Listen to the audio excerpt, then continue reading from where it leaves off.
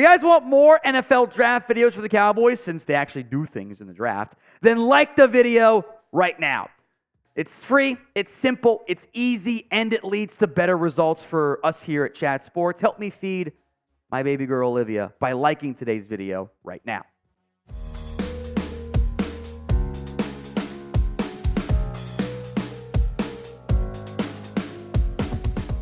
Today we're taking a look at the top round 1 draft targets for the Dallas Cowboys in 2024 with that number 24 overall selection. And I will make note, this list will change, especially drafting outside the top 20 players. There's stuff that we get that's revealed later on. The list ebbs and flows.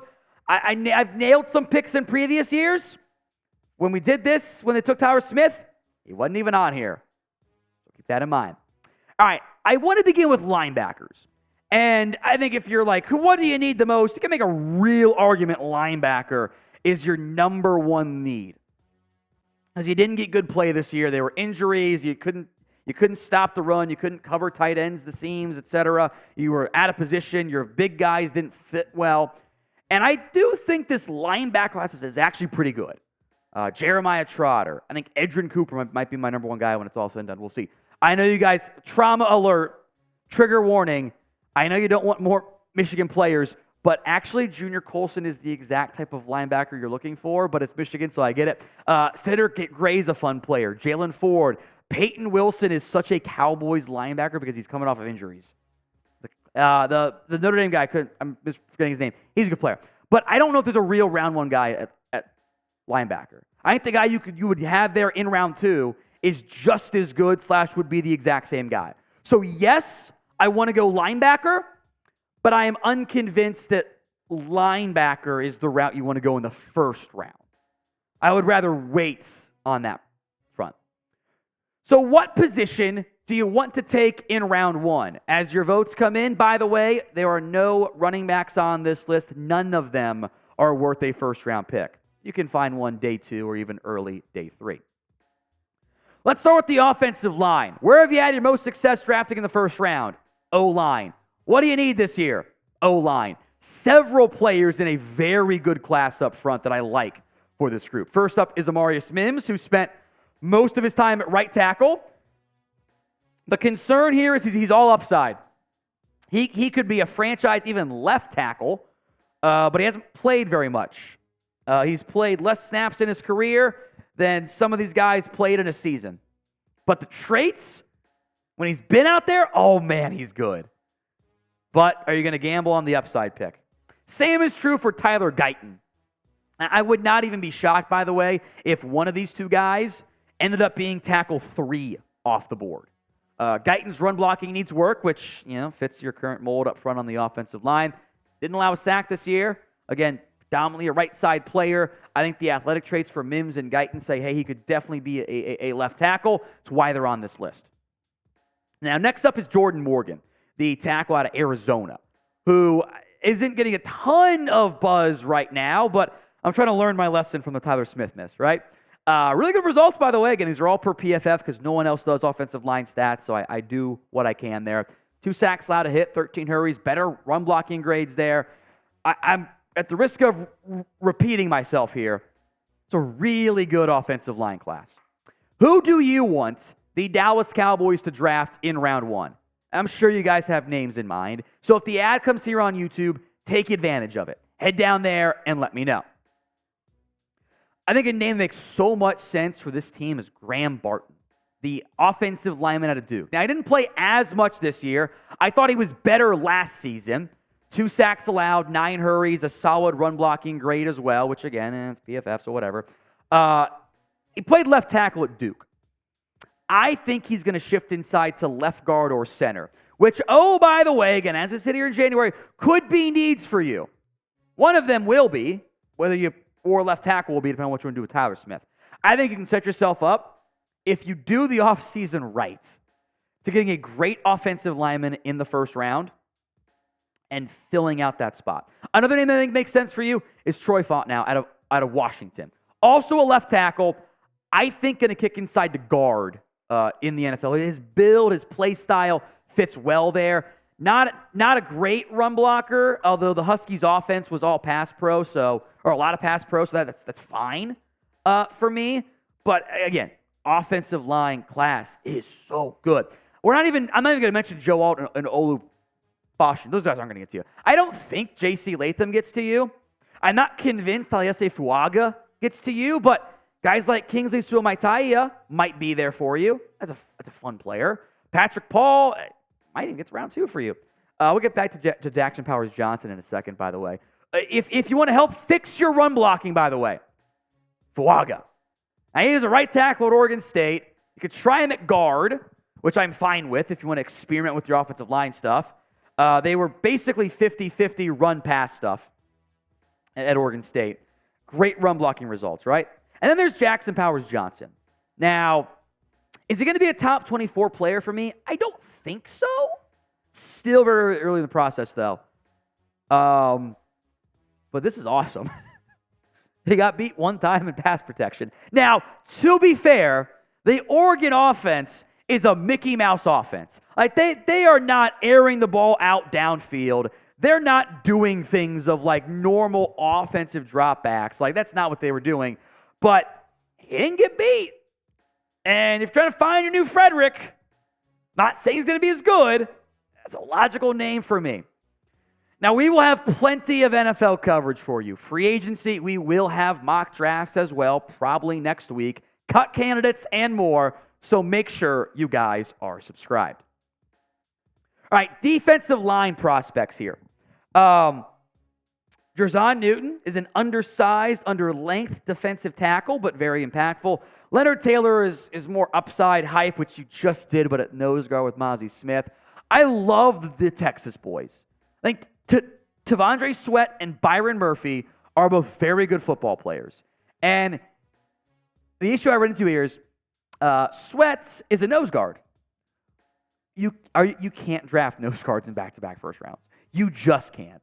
I get we're mad at Mozzie Smith. That's fine. You can't do it.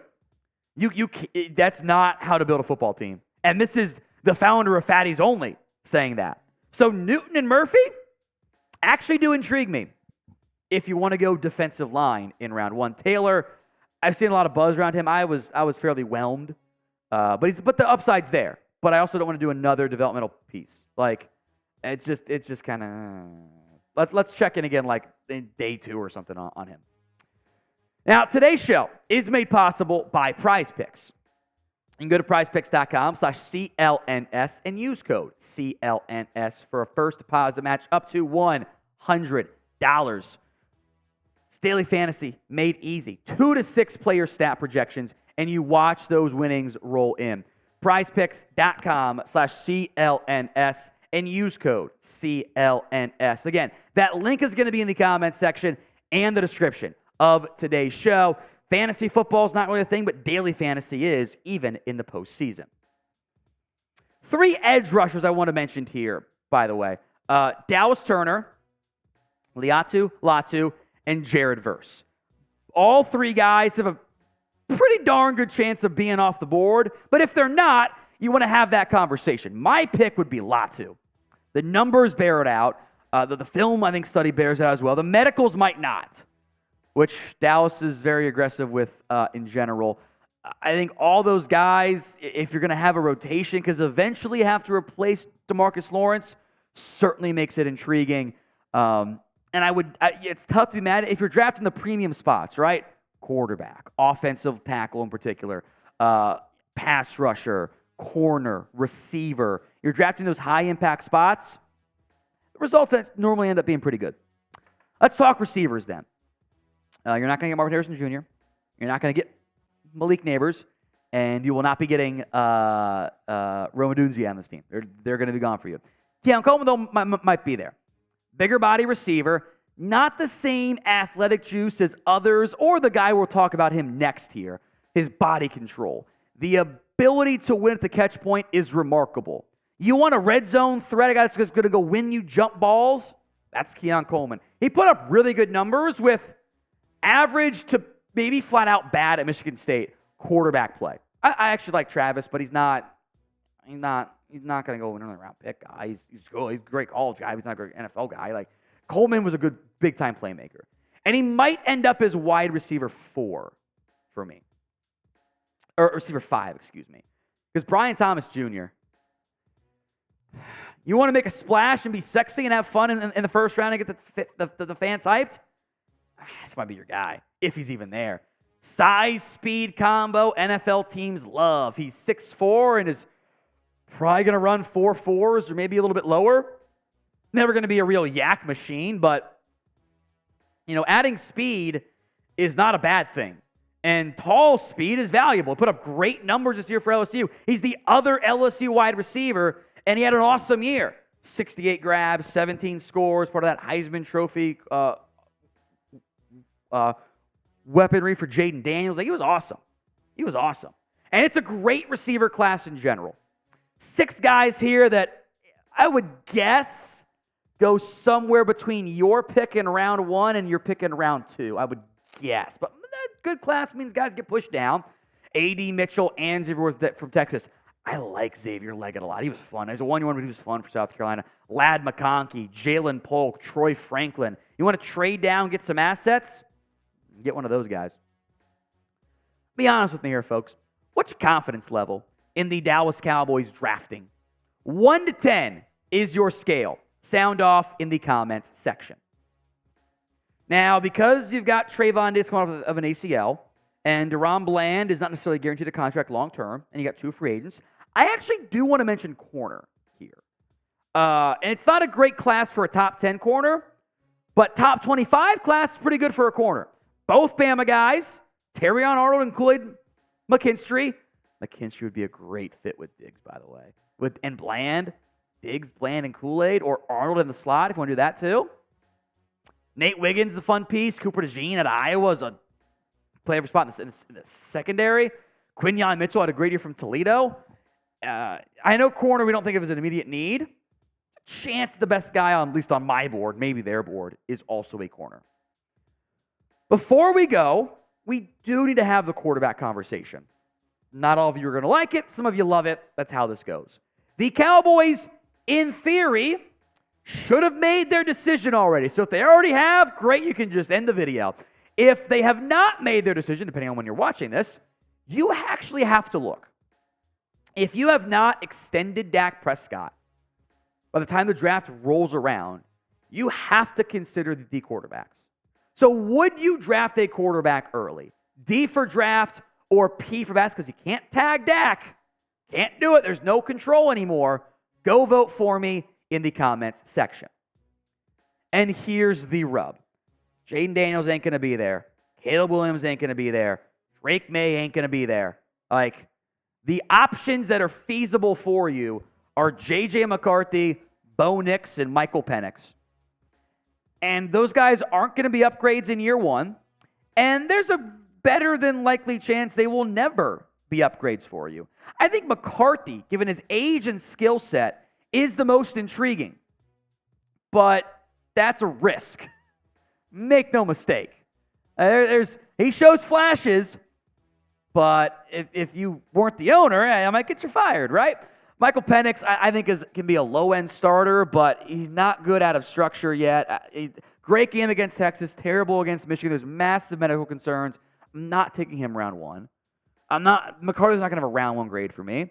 I know there are people who like Bo Nix, and to be very clear, he was 1,000 times better and more fun to watch than he ever was at Oregon. The arm's pretty solid. The mobility is certainly there. He's as old as Trey Lance is. That's kind of a red flag. And the Oregon offense was fake. It's a fake offense. He had 2,000-plus passing yards on screens or passes inside of 10 yards. Over half of his production came on those plays. We make a big deal about, hey, J.J. McCarthy, there's very few real NFL throws to judge on because there's so much play action and stuff and not taking shots downfield. J.J. McCarthy had more passes beyond 20 yards than Bo Nix did. Nix had 130 screen attempts. You know how insane that is? That's not a real offense. And it works so well in college, But I have a very tough time like going, this is my solution. Like when it's just a screen and heavy offense, like talking about 130 screen attempts total. McCarthy threw 332 passes all year long. Like that's not these guys all have massive question marks.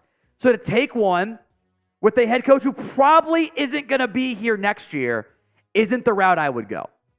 If your front office is convinced he's a franchise guy who's a top 10 grade on your board, okay. I'd be surprised if that's how it all broke down. There's traits for all these guys, but if you're going to do it at quarterback, do it right. I don't think this is doing it right.